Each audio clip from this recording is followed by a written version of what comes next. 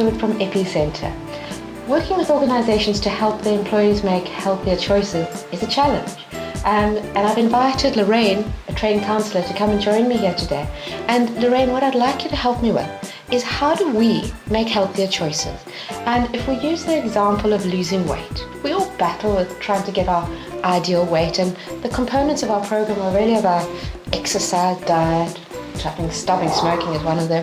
Those are all challenges, and it all revolves around choices. So what are the skills that we need? What are the components about making healthier choices? Well, there are many factors, but probably right up at the top of the list is awareness. You know, we can't fix what we don't acknowledge. So awareness about what I'm doing and why I'm doing it are really, really important. And I know this sounds obvious, but very often we have knee-jerk responses to situations. We pass the cake and we just eat it. We've eaten it before we've even considered it. And simply just stopping and saying, why do I want to eat it, can help us make a better choice. So while awareness is really important, responsibility is another very important factor. If I want to lose weight, I need to own the responsibility that it is my decision to lose weight. Nobody else can do this for me. Nobody else can make things better, but I alone own the responsibility. Even if my mother force-fed me as a child and taught me bad eating habits, today now it is I own this. And when I understand that factor, that whatever is in my life I own, it makes it easier to make different choices. If we use the example of the starving children, you've got to eat what's on your plate because they're starving children in Africa, and that still rings in my mind when I've got a full plate of food in front of me. Exactly. Okay, so it's being aware of your emotions. Yes. It's owning and realizing you're responsible. Yes. And I know there are others. Tell me about them. Well, another factor would be my paradigm, the way I see things. If I see something as being good for me, whether it's good for me or not, I'm never going to change. So my thinking can be flawed. For example, when you go to a dinner party and the host has spent a lot of time preparing, and you think it will be rude not to eat that huge plate they've piled you with. Yes. So it's your perception. My perception that I have to eat what's in front of me. So, and to remember that as I see things, so that will determine the outcome.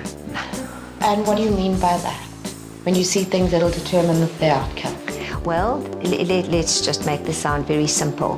What I see is going to determine my behavior, is going to result in a certain outcome. So if I see food as being healthy, for example, I might hate fruit. That is my thinking. Because I hate it, my behavior will be to exclude it. My outcome will be unhealthy because of the nutrients that I would benefit from. I'm not going to get it.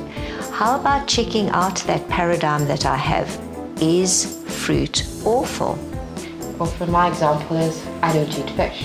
And I see it as very... Exactly. It tastes bad, but I won't actually taste it. So my outcome is always, I'm not going to like fish. And I know how healthy it is for you. Yes. So it's challenging the paradigms that you think actually exist. Do not assume that your thinking is the truth. Check out that thinking. That I'll always be fat. Yes. It may not always be true, and I see myself as a fat person. So we've talked about those, and I think there's one other we chatted about before the session started. Yes.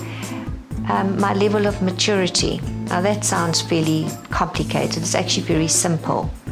If I am emotionally immature, my thinking there will always be that somebody else will make it okay for me. The expectation is you are there for me. Therefore, I will never own this fact. They're all interlinked. I will never own the fact that I am overweight and I need to do something about it.